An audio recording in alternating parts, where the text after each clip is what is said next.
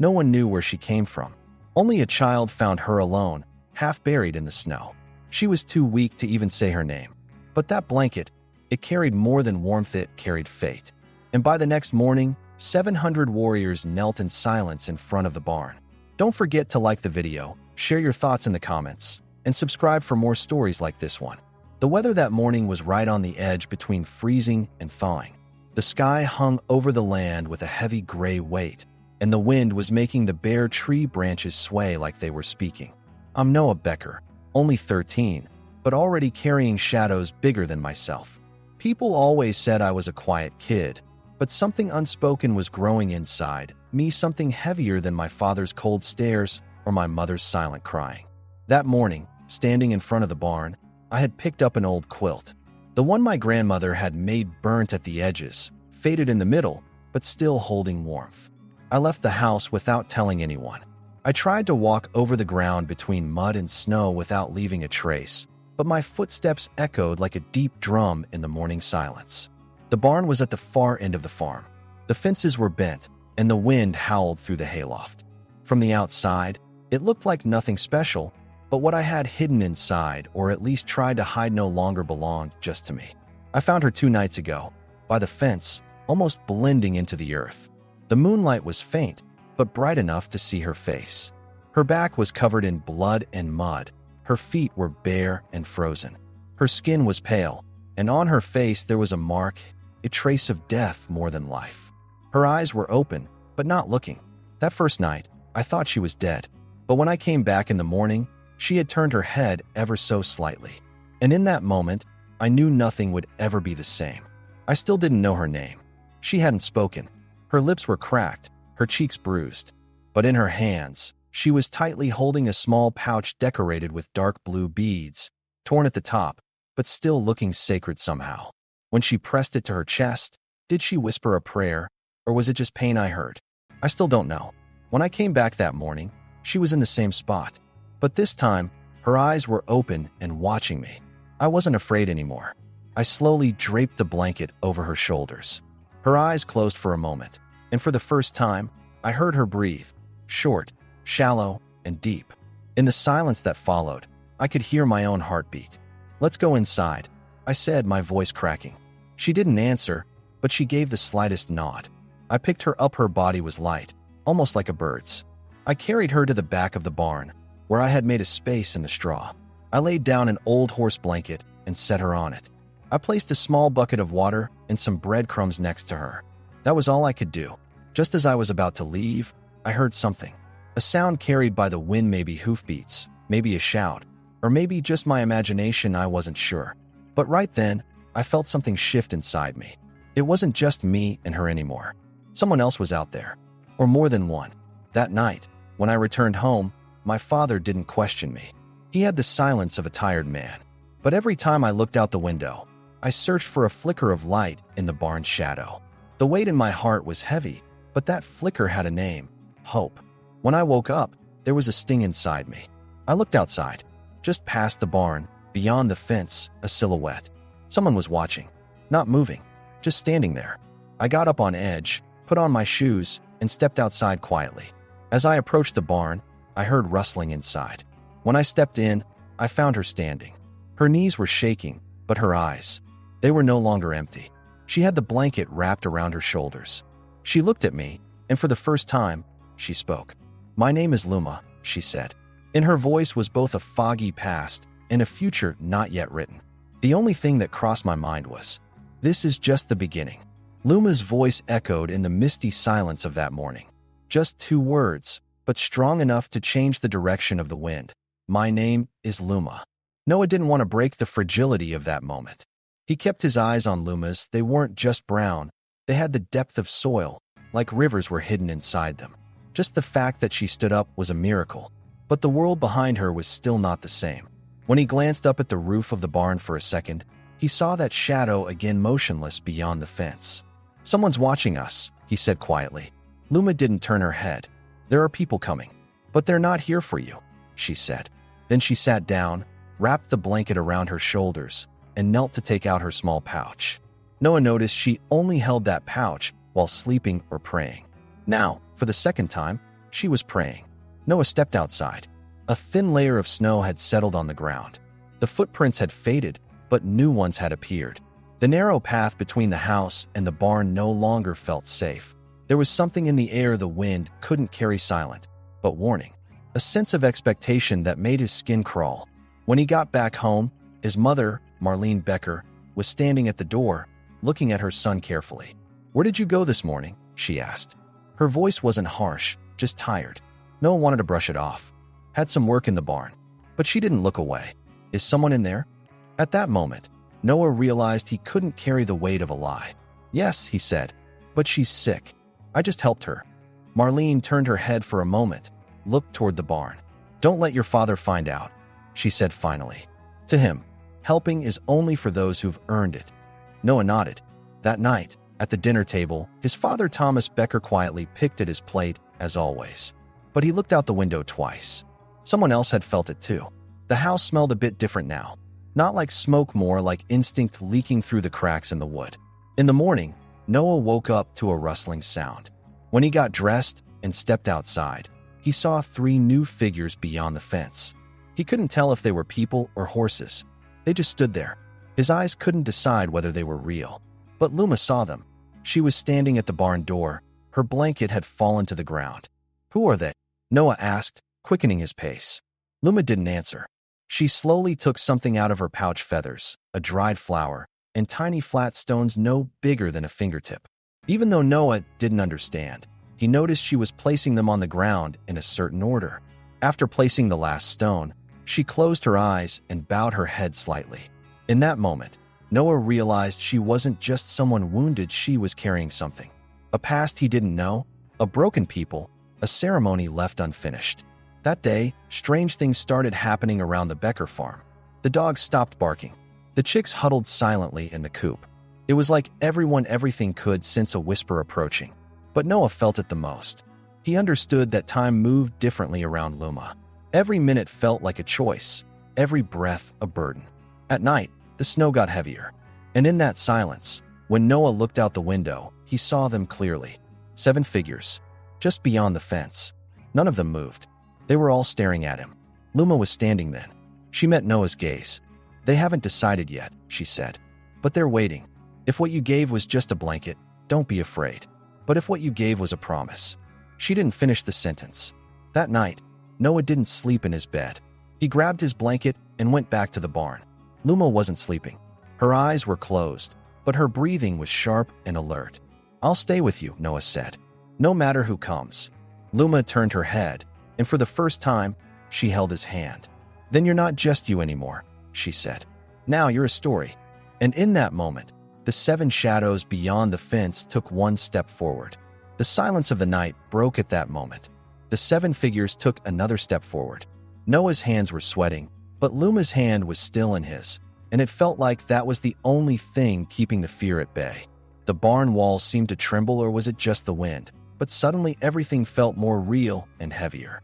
The silence buzzed in his ears like a scream held back. Luma lifted her head. Her eyes were steady. "They didn't just come to see me," she said. "They thought I was dead. But you kept me alive. And now, they want the answer to that." Noah walked to the door. His hand rested on the wooden handle. He looked out beyond the fence. Those shadows, they weren't just silhouettes anymore. As the moonlight hit them, their faces started to become visible. They were all on horseback, no masks, but their expressions were frozen. Their eyes were the kind that had seen fires, lost people, and carried centuries of pain buried deep without ever screaming. Then there was movement. The figure in front got off his horse. His steps crunched the snow, quiet but determined. He wore a jacket made of deer hide, a necklace with feathers around his neck, and 2 pale blue lines ran across his cheeks. He had no spear. He just walked. When he reached the door, he stopped and spoke in a low voice. "We are the ones who were raised in Luma's silence. Now, we want to know if we should share that silence with you." Noah didn't know what to say. He was speechless. Luma stepped beside him from behind, leaned against the doorway, and looked at the stranger. "My brother," she said, "you counted me among the dead, but I don't belong to the earth just yet." The man stepped back. "We searched for you," he said. "There was a promise made in your blood. When you disappeared, we looked to the sky but got no answer. Luma nodded, because the answer was on the ground. It was in this boy's hands. The man turned to Noah. He looked at him for a moment. "What's your name?" he asked. "Noah Becker," he said quietly. "But I don't know how much I belong to this land." The man bowed his head. "Your name doesn't matter. What you gave does. You gave warmth. You gave life. That counts as a kind of vow in our language." The door opened. Luma stepped outside. Her feet were bare, but now strong enough to handle the snow. Noah followed her. The man leaned forward and touched her forehead with 2 fingers. "They've seen you return," he said. Then, turning his head toward the figures beyond the fence, he said, "There's no war." Just one sentence. "But this house, it's being watched now." And then, like a miracle, the other 6 figures turned their horses around. One by one, they slowly retreated. No sound, no signal. The lone man stayed a little longer, then quietly turned and joined the group. Noah and Luma were left alone. But the world wasn't as quiet as it used to be. The next morning, everything changed. While Thomas Becker sipped his coffee, he stared out at the fence for a long time. "There were people here last night, weren't there?" he asked. Noah nodded. "Yes." "What did they want?" "Peace," Luma said, "but with their eyes." Thomas turned to look at her.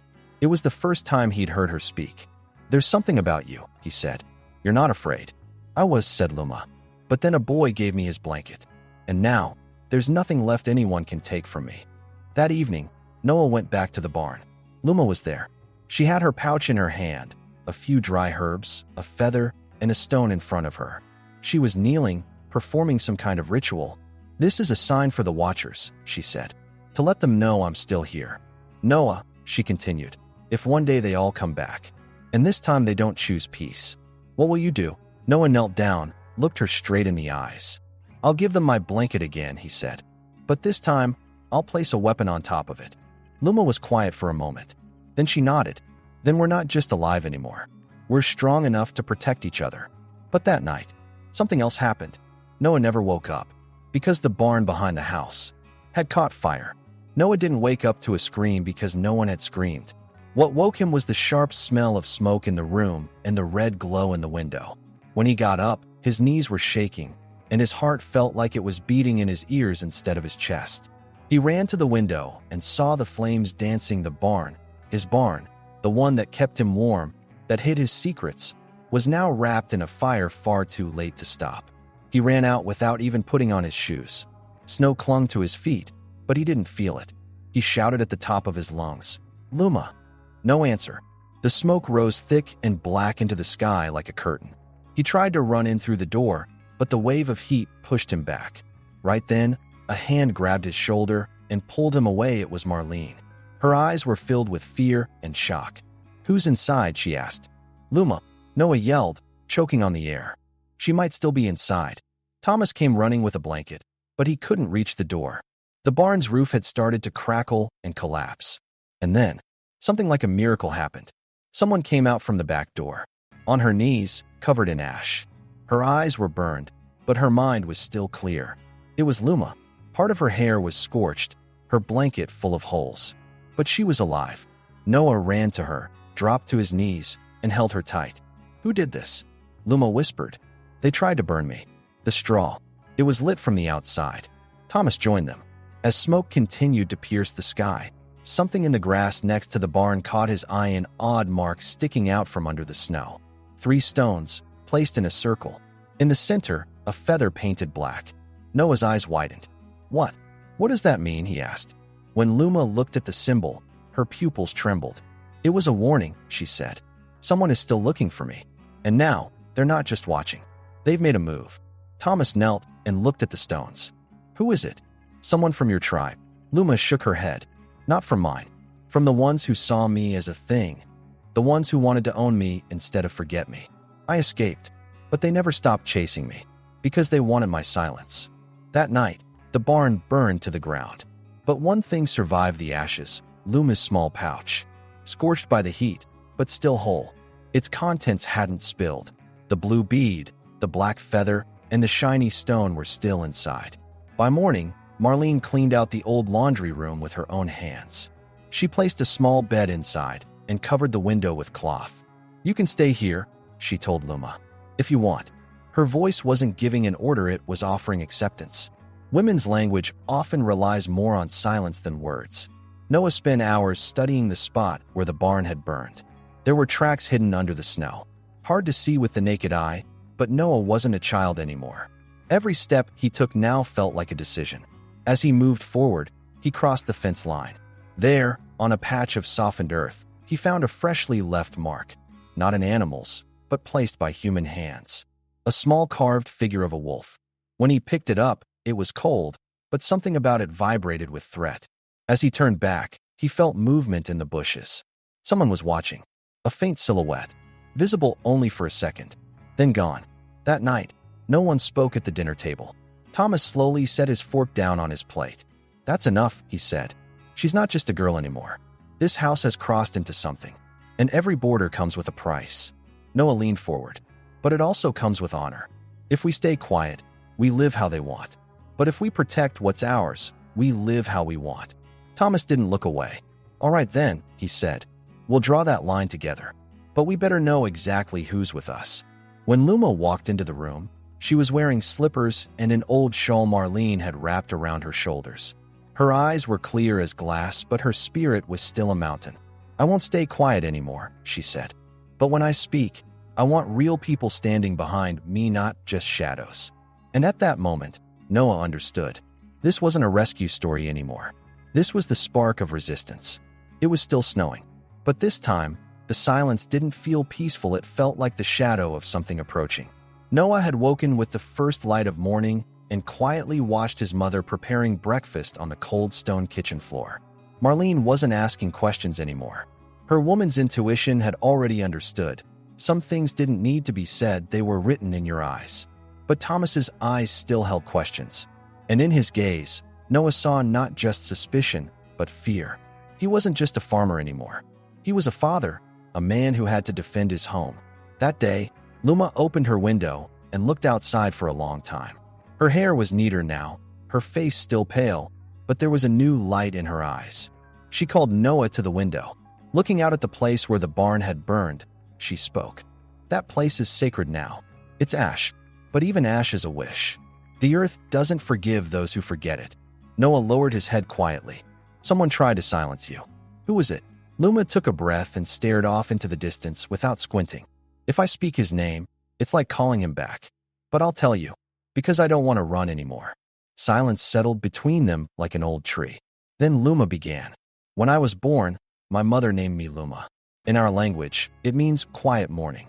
Because on the morning I was born, there was no wind, no bird song. Just me, and a man. My mother died right after giving birth to me. When I was 7, that man said I would be his wife." Noah flinched. His eyes welled up, but he didn't look away. "Who was that man?" "They call him Wolf Shadow. His real name isn't known. He was once part of the tribe, but then he went his own way. Made deals with traders. He doesn't carry humanity, he carries cost.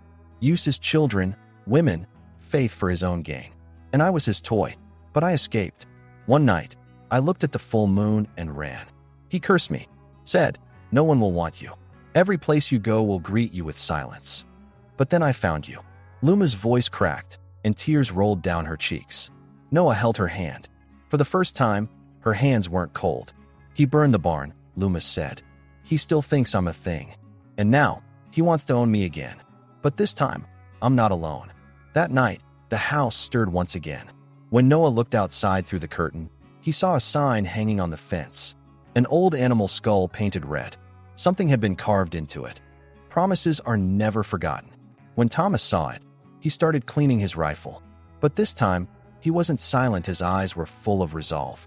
Marlene pulled an old sack from the attic. Inside were a military belt and a small compass from the war years. Noah looked at her in surprise. "You? I forgot some things," his mother said. "But forgetting doesn't make them go away. Now it's time to remember." That night, Noah and Luma went to the fence. They saw the tracks again, but this time, they weren't alone. A figure stepped out from the trees. Tall, his face shadowed, but his eyes burned like fire. He wasn't holding a spear, but a whip. Luma stepped forward. Noah tried to stop her, but Luma's gaze was steady. The man approached and stopped without saying a word. "You came," Luma said, "but you're too late.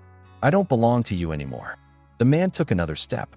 "You're a woman without words," he said. "That blanket didn't change you. Don't forget, I was the last one who saw you." Noah stepped forward. "But I was the first one who saw you," he said. "As a person, as a woman, as someone with her own story. And you're just darkness."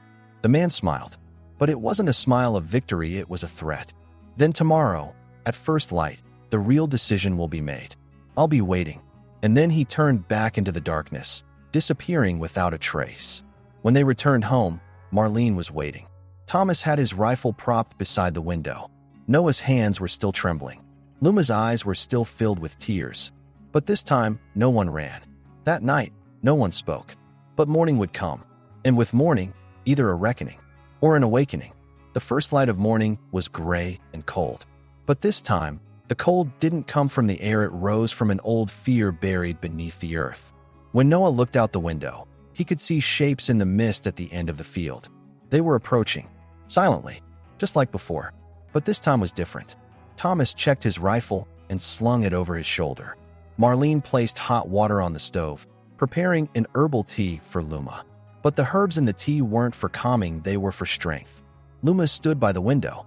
Her hair was braided now, and around her neck was a knot made from the blanket Noah had given her. She looked quiet, but strong. There was no fear in her eyes. "Are you ready?" Noah asked. Luma nodded. "I don't know what being ready means, but I've decided to stay, and that's enough." They left the house together, stood in front of the farm, just behind the fence. Slowly, the shapes began to come into focus. Riders, 13 of them. At the front, a man darker than the darkness itself, dressed in something like deer hide, a half mask on his face. In his right hand, the whip Noah now recognized. "Wolf Shadow, I wasn't expecting you to come," Luma said to the man standing before her. "But you're still speaking the language of the old world." "I've forgotten that language." The man stepped forward. He looked at Noah. "So you spoke for her? Who gave you that right?" Noah didn't hesitate for a second. "She did. Sometimes one word is enough for a life. But you've used words like a whip." The man laughed, dry and fake. The men behind him stayed still, just waiting. "She belonged to me," he said softly. "She was supposed to be buried with me. And you pulled her back. You, a child." Thomas stepped forward. "But we stand behind our child. This house doesn't just belong to us anymore.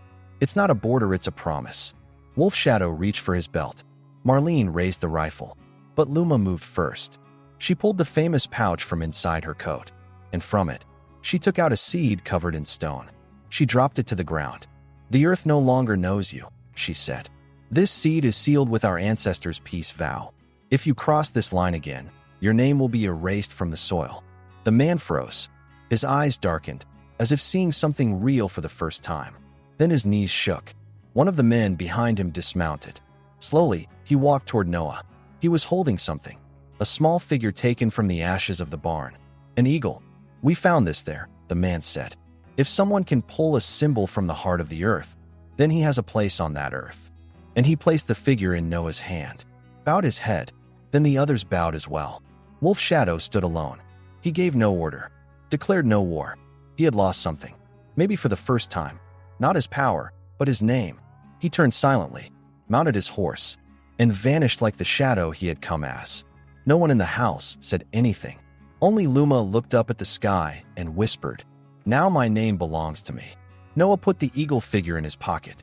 He reached out and took Luma's hand, this time not just to support her but to share something. Luma took it, firmly. Days passed, then weeks. The barn wasn't rebuilt, but a small cabin was built in its place. On its wall, a single inscription: "A blanket is worth a world." One morning, Luma came to the door with a bag in her hand. When Noah saw her, his heart almost stopped. But Luma just smiled. "I'm not leaving," she said. "Just going for a walk." "I know you'll come back," said Noah. Luma nodded. "Because for the first time, I feel like I have a place to return to." And she walked, light but steady. She left behind no fire, no fear, only silence. But this time, that silence smelled like peace. By the way, we noticed something small. Most people who watch these stories aren't actually subscribed to the channel. Maybe we get caught up in the moment, or just forget to hit the button. But your support truly helps us keep creating stories like this. If this story moved you, don't forget to like the video, share your thoughts in the comments, and subscribe to the channel.